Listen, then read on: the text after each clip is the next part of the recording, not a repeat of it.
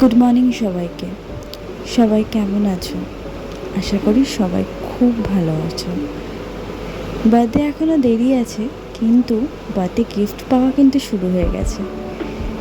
দাদানের থেকে পাওয়া first gift helmet. উফ, কী যে পছন্দ হয়েছে ওর! সেই হেলমেট পরে বেরিয়ে পড়েছে আমাদের সাথে। কতবার না করলাম যে থাক মাম্মা, পড়তে হবে না। আজকে যাচ্ছিলাম আমার বড়মশাইকে একটু সারপ্রাইজ দিতে। সামনে ওর বার্থডে তো তাই।